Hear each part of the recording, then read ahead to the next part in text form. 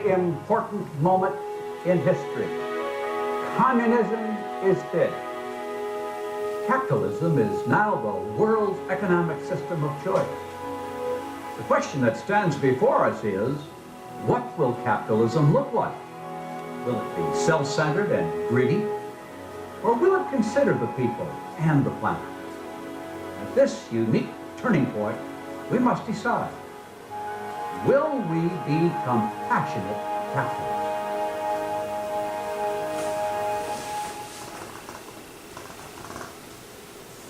Fidel Castro and his communist revolutionary allies took over Cuba on January 16, 1959, promising to restore the economy of the once rich island nation. That same week, Rich DeVos and Jay Van Andel founded the Amway Corporation in the basement of their homes in Ada, Michigan. In those days, socialism was regarded by many as the world's great economic hope. This is no time to go into business for yourself, people warned the two Dutch boys from Grand Rapids. Those days have passed forever. Rich and Jay listened to the critics of free enterprise, thanked them for their advice, and then, politely, ignored it altogether.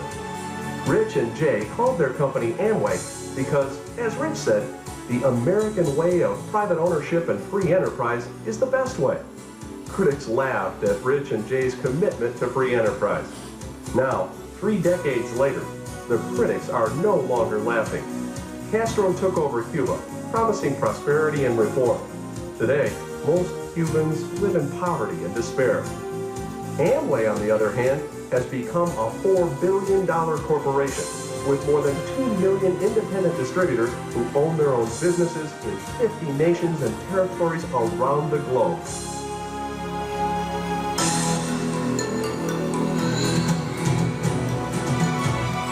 Who are we?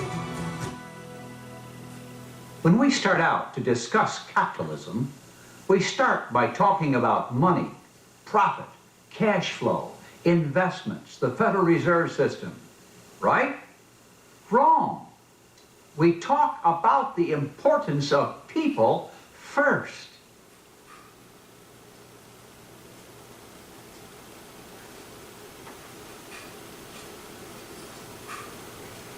I consist of nothing more than the utter and complete sum total of all of my chemical parts. Meaning, I am 60% water, enough to flush a standard toilet 4 or 5 times. The balance of me is fat. Enough fat to make 4 or 5 bars of medium-grade soap. All right, enough fat to make 6 or 8 bars. 12. A whole case, all right? Are you happy?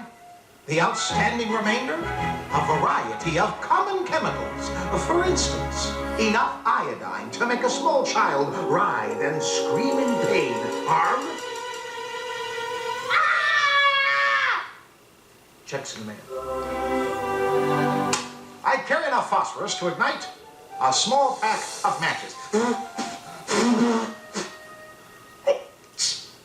Enough iron in me to make a pin. A thing. My copper content could make 1/10 part of a penny. Don't try this at home. It's illegal. I contain enough calcium to make 1 large piece of chalk.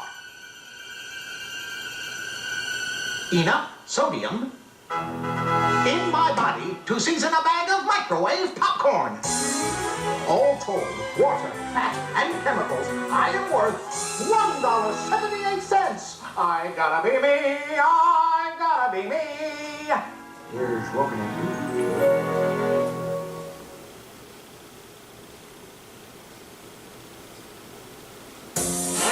Balancing 28-jointed adapter-based biped, an electrical chemical processing plant with integrated and separate facilities for maintaining energy in storage batteries for the subsequent powering of thousands of hydraulic and pneumatic pumps, each with their own motors attached, 62,000 miles of small blood vessels, millions of warning signal devices, transportation and conveyor systems, plus crushers and cranes, a widely distributed telephone system needing no service for 70 years if well maintained.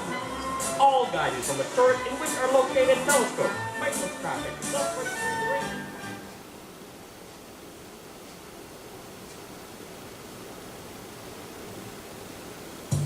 I am nothing more than a series of learned responses to my environment. Like Pavlov's dogs, I am trained by forces beyond my control. I can neither initiate action nor make spontaneous changes. Dreams of self-determination are self-deceit. Everything in life is conditioned. Choice is an illusion.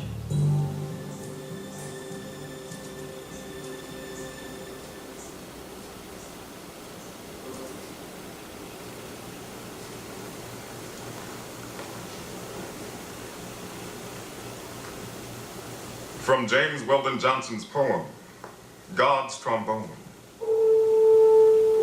Then God walked around, and God looked around on all that he had made. He looked at his sun, and he looked at his moon, and he looked at his little stars. He looked on his world with all of its living things, and God said, I'm lonely still. Then God sat down on the side of a hill where he could think. By a deep, wide river, he sat down with his head in his hands, and he thought, and he thought and thought and thought, until he thought, I'll make me a man. And up from the bed of the river, God took the clay, and by the bank of the river, he kneeled him down, and there, the great God Almighty, who lit the sun and fixed it in the sky, who flung the stars to the farmost corner of the night, who rounded the earth in the middle of his hand, this great God. Like a mammy bending down over her baby, kneeled down in the dust, toiling over a lump of clay, until he shaped it in his own image. Then into it he blew the breath of life, and man became a living soul. Amen. Amen. How you see yourself makes all the difference. How you see others is just as important as how you see yourself. If you see others as children of a loving Creator, born with the same right to dream as you will treat them one way. But if you see others as nothing but a pile of chemicals or gears in a machine or just another animal, the consequences can be disastrous. How far back in history would you like to go to see humans treating humans as less than human? Perhaps you'd like to go back 1,000 years. The infidels are worthless. We must annihilate them. Lower than beasts. It is our sacred duty. But that was the Dark Ages. Things were cruel then. The Renaissance? The Enlightenment? Surely things got better then. He's a fine specimen. Looks healthy. Ought to carry a big load. Says she can cook. Strong as an ox. Just right for the kitchen. How much? Oh, good price, too. Let's go back a century. Was it better 100 years ago? They're just Indians. Ain't worth nothing. Don't deserve to live. Maybe 50 years ago things were better. After all, 20th century people are modern, civilized. A machine to work for the right. Aren't worth the gold in their teeth. A worthless pile of chemicals. As soulless as a tractor. But you might say, that's all history now. The present isn't so bad. An entire family of 6 died instantly. 1 million people for speed instantly. They're just useless. They're just in the way. They're just animals. They're not a religion. They're not our race. They're not our color. They're not our problem. How we see people matters. If we see them as beasts or machines or a worthless pile of chemicals, We will exploit and abuse them. but what happens if we see people as the fellow children of a loving God? Who are we? We believe that every man, woman, and child Is created in God's image. And because of that, each has worth, dignity, and unique potential. Therefore, we can dream great dreams for ourselves and for others. If we see people as God's loving creation instead of nature's accident, we affirm that God is alive in every human being. When we see God in every person, something happens, something wonderful. We see people as co-creators with God, capable of taking charge of their lives. We see them endowed by their Creator with unique gifts and unique abilities. We become members of one human family. We encourage people to see the grace of great things. To see people as the children of God is to set them free. Free to dream and free to accomplish. Free to create and free to succeed. Free to choose and free to decide. Once you see yourself and others as children of a loving Creator, you can begin the journey in the right direction towards compassionate capitalism. I'm dissatisfied. And I'm not happy. Where are we? Over the years, I kind of want to crack. You pick a rut for yourself and just stay there. I get frustrated. At that point, I just didn't care anymore. I shouldn't be finding something that fast. I'm not. Happiness is not included in my program. You know, I just wanted something more in my life. Emotionally, I don't know anything about me. When people are born to dream, but then see those dreams frustrated and destroyed, they get depressed. And who can blame them? Have you ever felt sad or unfulfilled, depressed, even suicidal? Do you ever feel that your dreams are dead and though born to fly, that your wings are clipped? Everyone has. But we usually think that we're the only ones who feel this way. When a person can be active and open, we call them healthy. And we find also that they can produce. They can find objectives, they find goals, and they can find their creativity in achieving them. The problem is, what is it that limits that person to being relatively passive and relatively closed? How come some people are there? They have fantasies, they can dream, but they can't act. So these individuals don't find their potential. They find only their dreams, but not the achievement. And that becomes depressing. The depression is a malignant, destructive, falling apart of an individual's creative potential into despair and into grief and into loss, and often into substance abuse and into abusing of each other because of the tendency to become not only depressed but enraged with the predicament. The worst case scenario, that an individual who is losing out in life, unable to achieve their concept of their own potential, and they contemplate literally terminating their life because of the misery that they're in. It's so agonizing that they can't go on. Or they may come to the point of, yes, I have that option.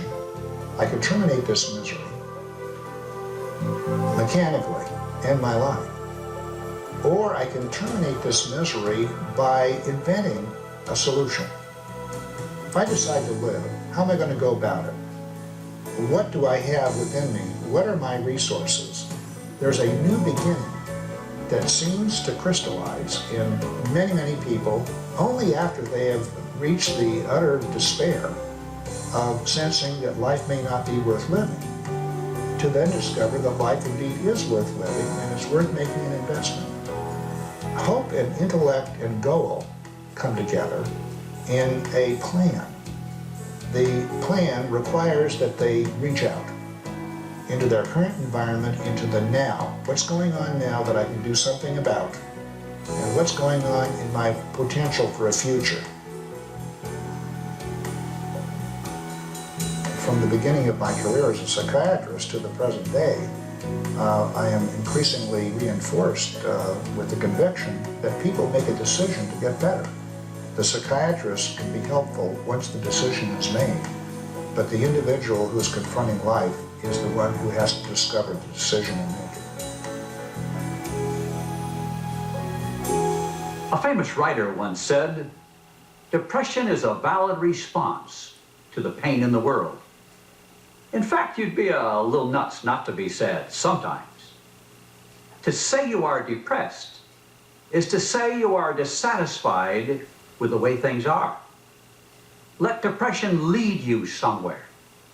If you are depressed, let that dissatisfaction with the way things are be the thing that inspires you to change them. When Dave and Jan Drevecki began their life together, there was no reason to suspect that depression would ever be a problem for either of them. Dave's future in baseball seemed secure. I was working out on this exercise bike, and the trainer that was working me out, Nick Hoslag, came over to me and he said, "Dave, I noticed this lump on your arm." He said, "Hey, you shouldn't mess around with that. You need to get that checked." Cancer had taken a hold in Dave's pitching arm. Outside of a miracle, his doctor said Dave Drevecki would never pitch again. Everything began to happen very quickly. So fast, my emotions couldn't keep up.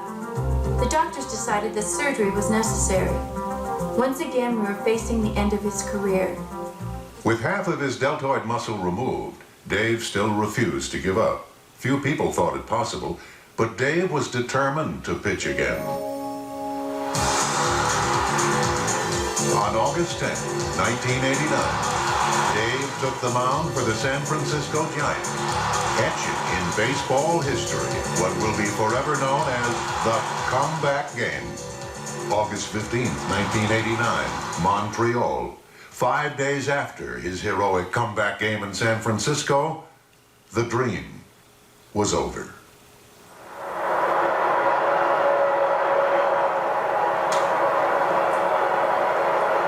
When I heard that snap, I ran out there. All he could tell me was, "It's broke, it's broke." Dave and Jan Drevecki found themselves riding an emotional roller coaster. As they fought Dave's cancer and battled for his comeback in baseball, their lives got faster, busier, and more stressful. It was just this downward spiral. I kept pushing myself more, and as I pushed myself more, I just kept going lower and lower. I think it was me coming to a point in my life realizing that she needed help. But the bottom line is all of us have problems, and from time to time we need help sorting those problems out. 3 weeks after Jan began seeing a counselor for depression, the decision was made by Dave's doctors to amputate his arm. He got up out of bed the next day and got into the bathroom and looked at himself in the mirror. And he said, "Well, this is the deck of cards God dealt me, and this is what I'm going to have to deal with." Dave and Jan refused to be defeated by their own suffering and reached out to help others in pain. As they were building a whole new life together, Dave was invited to wear his Giants uniform one last time. Very special athlete, husband, father, and friend to us all, and is here today with his wife Jan, son Jonathan, and daughter Tiffany. Let's welcome him back one more time, Dave Drevecki. We all pass through times of grief and disappointment. We can give in to depression and be taken down by it. Or we can decide that depression is another door we can walk through to a whole new, wonderful life.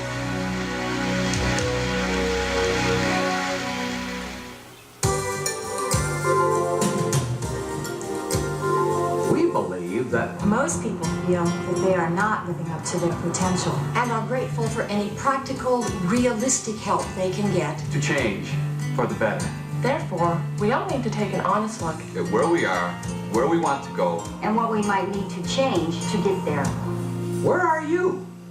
Once you determine that maybe you need some help, you will have come to realize that everybody needs help. Welcome to the club. We've missed you. Now let's move on and have some fun.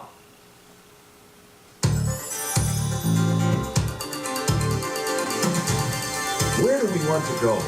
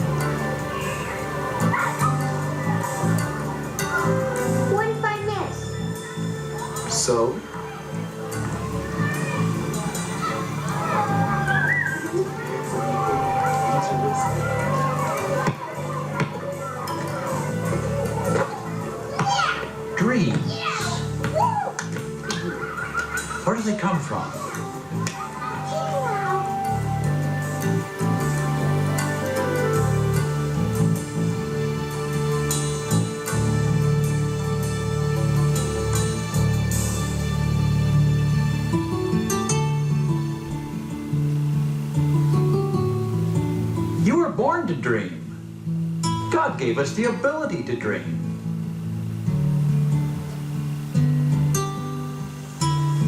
But the content and shape of our dreams comes from being in the presence of other dreamers. So how'd you manage that? Sliding into home. Score? Yeah. Good work. At least you got something good out of it, eh? You look great out there today, kid. I know you think you didn't look very well, but there's one thing that I want you to remember. You can do anything with your life that you want to, even be president of the United States. Dreams come from hanging around with other dreamers.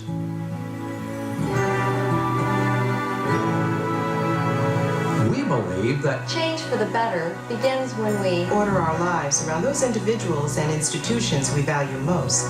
For example, God, country, family. Friendships, school, and work. Therefore, we need to decide what we want to be and do. And we need to arrange our goals accordingly. some people are afraid to dream because they listen to the wrong people. Hanging around dream killers can be fatal.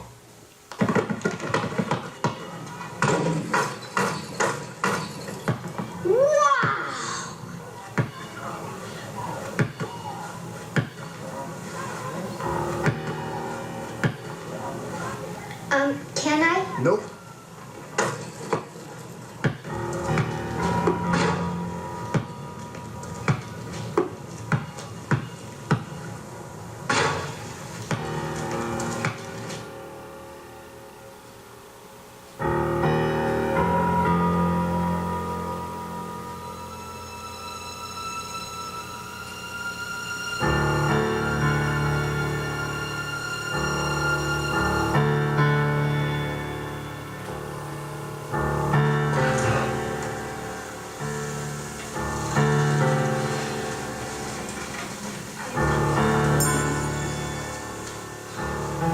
So how'd you manage that? Sliding into home.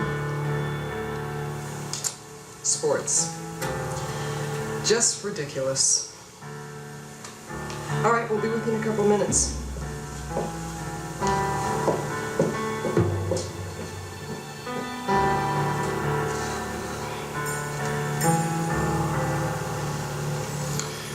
Honey, it's great for you to have the dreams that you have. But there's one thing that you really have to understand. Little girls just don't grow up to be president of the United States. Okay? Sometimes people don't even know they're dream killers. Grandpa, you could be wrong, right? You hang in there anyway. If your friends give you a hard time, maybe they're not such good friends, and maybe you need some new ones. If people are always passing bad dreams on to you, then maybe it's time to hang around with some real positive dreamers. When the folks around you kill your dreams, you must learn to ignore them. You see, God gives each of us the ability to dream. And great dreams are passed on to new dreamers in each new generation. So hang around with dreamers, positive dreamers. And get away from those who would kill your dreams.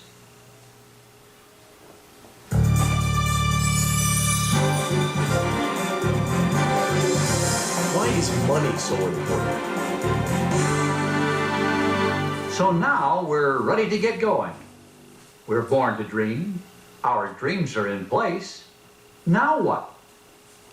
Now it's time to think about money. While millions of people still hope that the lottery will make them rich, we think there is another, better way to get your life moving forward, to see your dreams come true.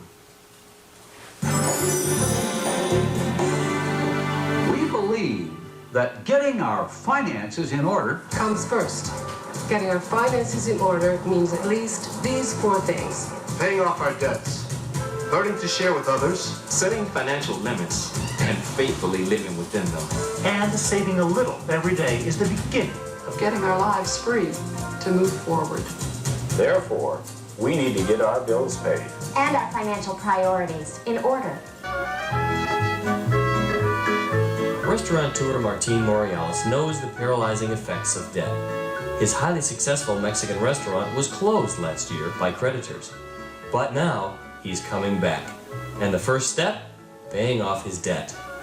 That is happening now. Every month we send a check into the creditors, and we're doing well on that. It's just a matter of working a little harder. That has to be done. Martin knows from first-hand experience that you can't chase your dreams when you're tied down with debt. And it is a dream someday to be able to say, yes, I have paid everybody. And be able to give my little 8-year-old a little college education and say, don't be as dumb as your daddy was.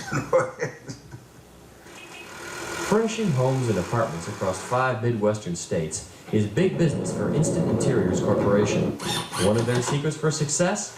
Sharing their success with others. To answer the question of waiting until you've got ample resources to give, that time will never come.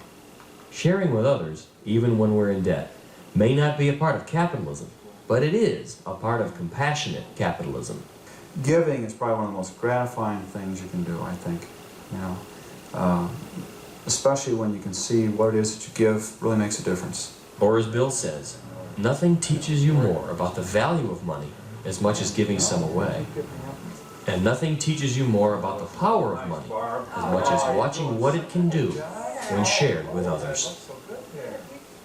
Paying off debt and sharing with others is a great step toward realizing a dream.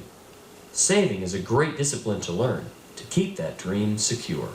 I think there is really a psychological advantage to savings. Are you putting any money in your savings this week? No. This month? No. Psychologically, you develop a feeling of financial security. Do you have a savings account? Yes. Is it growing? It's growing about as fast as I am right now. That's not very much. It's good common sense. It's good discipline. Put any money in your savings account this week? No. How about last week? No. How about the week before that? No. No, I've got no savings account. No. How about last week? No. How about the week before? The week before that? I don't think so. Any money in your savings account this week? My father used to say, always have some money in your pocket. Did you put any money in your savings account last week? No. How about this week?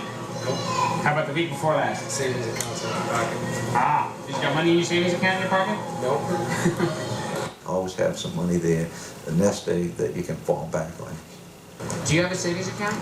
You have money in the bank, sure. Yeah. Is it growing, your savings account? I think so. Vickie Gilbert spends nearly 20 hours every week with fruit flies. Why? At 38, she's preparing for her lifelong dream, medical school. Like PMS. And as a single working mother of 2, she's learned a lot about managing her money along the way. Making the decision to go back to school full-time meant that I had to sit down with my kids and we had to set some limits on our expenses. And it was important that we worked as a team so that when one of us had that urge to go spend or buy, we could talk them out of that. And we've all had to do it. They've had to do it with me. Living within her financial limits has helped Vickie Gilbert achieve her dream. It's worked and it's made it possible to get this far, and I will continue. We will get there. We will get there if we get out of debt, learn to share with others, save a little every day, and set financial limits and faithfully live within them. Making the decision to handle your money better is difficult, but it is an important and practical step to becoming financially independent, as well as to becoming a compassionate capitalist.